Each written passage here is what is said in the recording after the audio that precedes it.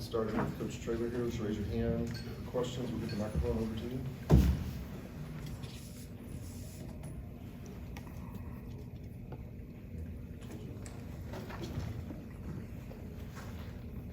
Jeff's the best performance of the year for the Roadrunners? We were just cleaner. Defensively, to only allow 50 yards rushing. The first half, they did some good things, some things we hadn't really seen them do. They had us mixed up on a couple things, and their receivers made a couple of great plays. Our corners had great coverage. It was just better plays by them. And penalties, we got face mask disease right now. The face mask keeps getting in the way of our hand. So that hurt in the first half. And offensively, we were really good. And special teams, we were really good except for the one kickoff. It's very disappointing. We had 3 guys at the point of attack, don't get a tackle.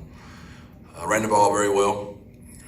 35 first downs, I believe is a school record. Had to be over 250 rushing. Just the mindset of our team. We were just cleaner. Pre-snap. I was happy for the kids. They've had 3 weeks of rough, negative stuff, which we all deserved. But our kids handled it correctly. But it's hard. Football's a tough game, and you don't get to play. I've said it a million times, like basketball and baseball. It's what I love, coaching those sports, man. You get to go back out there again quickly. Football, you got 1 week of listening to all the experts tell you how terrible you are. And it's hard enough on a 56-year-old man. You can imagine being an 18 to 23-year-old man, or 25-year-olds nowadays. But they handled it well. They know we deserve it. They know it's fair. And we responded, so I'm proud of them. Jeff, what would you say were the biggest signs of progress, in particular from last week to this week, or even from the first few weeks to today? Things y'all might notice it. I don't know. Just our communication, our MAs were down. I can just tell. Offensively, just pre-snap, we were clean.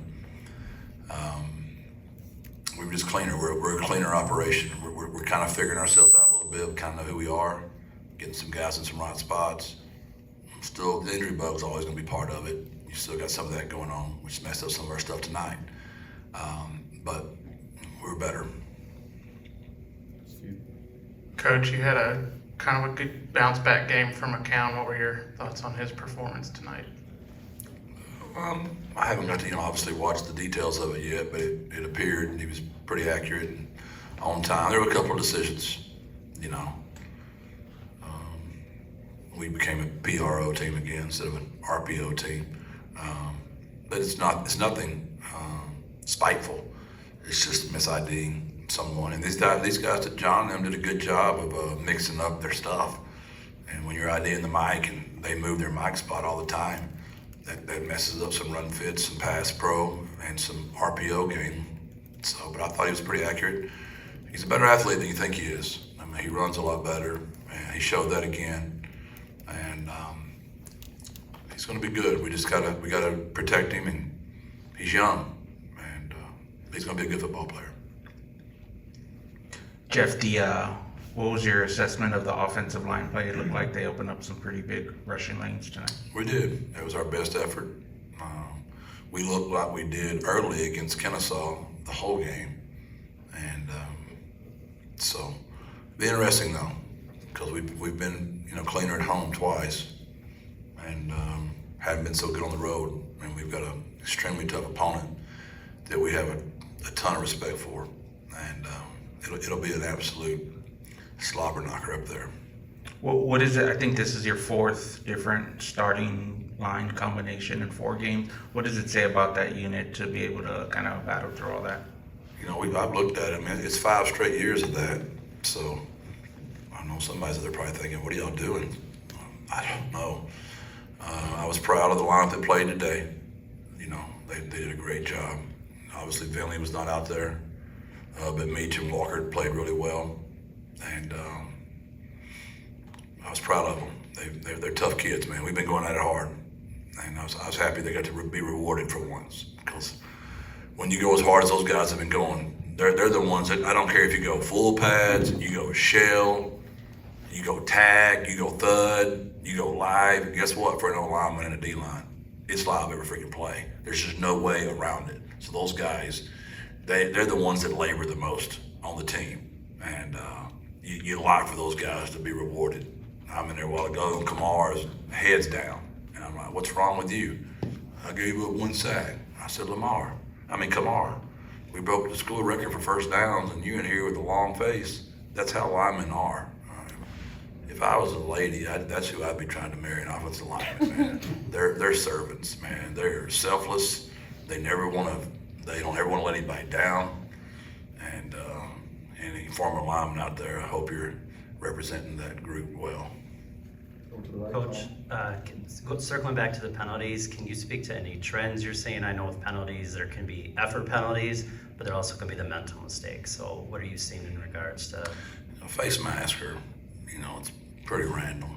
And, I saw where you're disappointed, like, for example, one of them, I don't want to call the kid's name out, but the stunt we called, he didn't run the stunt properly. So you'll go back and watch the video, you'll see him have to step one step. So he's off balance. And when you're off balance, you just reach and grab something, that thing grabs. You try to grab the side of the helmet, and it doesn't grab. So some of that's that.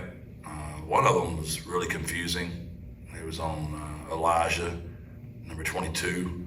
And it looked like he was just getting destroyed on a block. And somehow they got a face mask out of that. So I got to go back and look at that.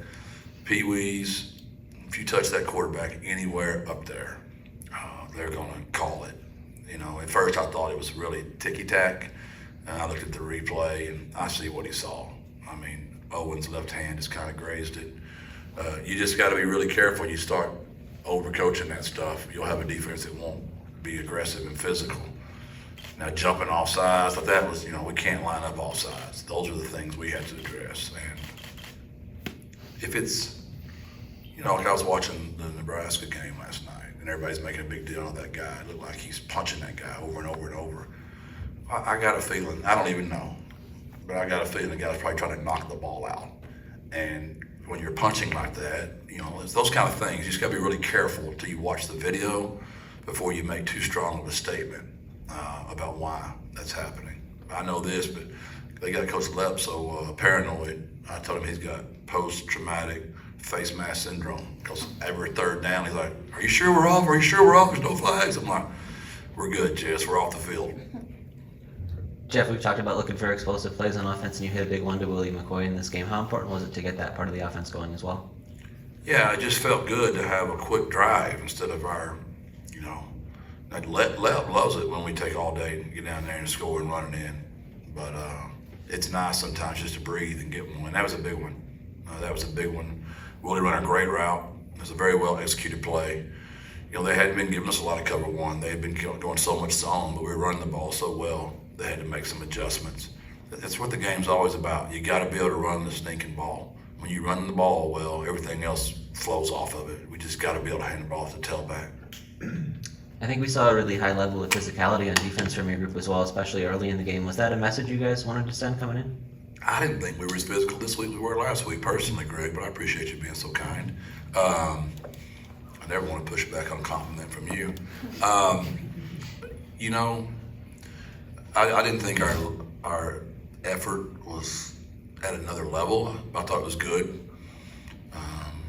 Our athletes are bigger, stronger, and faster than those guys. And again, I'm not trying to put down John's kids in any way. I'm just being honest with y'all. We have better players, but I still think we have another level we can get to. I didn't think we had the edge we did versus Kennesaw, but there were some shots, no doubt. There was some physicality out there, to your point. But we're going to need a lot more of that if we're going to survive next week. East Carolina, they bring it on their defense, and our defense has always wanted to be the number one defense in the league, and we never have gotten there. It's always UAB, and then we go to this league, and now it's East Carolina, and the Roadrunners still hadn't been the number one defense, and we want our guys to think like that. East Carolina has been that.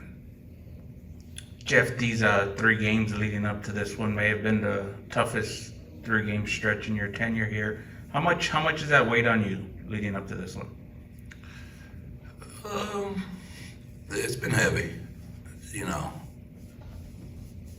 it's been heavy. It has been. I wish I didn't care so much, honestly. I've been here 5 years now, and there's a lot of really great people here that have invested a lot into me. invested a lot into our program, from administration down to boosters up. You have a lot of families that pick you, that come to school for you. And, when you don't please people, that's heavy. And we want to do right. And I don't mean we're going to win every game. There's certain ways it's supposed to look. I just didn't think it's looked correctly. That's what's been the heaviest part of it. So how does it feel now trying to get back on that? You take a step today. I'm not even going to allow myself to be happy. I know I should, but this East Carolina game's got me really in a certain way, because I don't know that we're quite ready to go up there and do that yet, but we've got to find a way to go up there and do that. And I want to give my kids every opportunity they can. So there's some big time decisions got to be made here in the next 24 hours to give these guys a really good plan to go up there and get back on that plane and snatch one on the road. And a conference win on the road to start conference play is really huge if you can pull that off. Coach, you were mentioning you might not want yourself to allow yourself to be happy, but can you at least maybe have a little bit of a breath of fresh air after back-to-back losses, maybe? Yeah, I'm going to try. It's Carrie Bear's birthday. It was yesterday. And she deserves the best version of me too, right? So I'm going to try to come home with a smile on my face, and Izzy will make me smile. So I need to smile back. So yeah, I'm going to try to be okay. But truthfully, I'm going to make Carrie Bear happy for a couple of hours, and I'm going to sneak my iPad over there and get rolling probably. Jeff, you just said you don't know if you're quite ready for East Carolina. Sort of what's left to do, or what do you have on the list to check off this week? Well, you just got to look at them. You got to figure them out, and then you got to get your kids in the best position possible. And you got to look at injury reports, and know who's going to be out there for you, and get a good plan. And whatever we decide to do, I want to see it. And if we see it, and it's not good enough, we'll come home. But I want to see a plan, executed, and I want my kids to feel some success. So there's big decisions got to be made for a huge game coming up. Thanks, Jeff. Thank y'all. God bless. Birds up.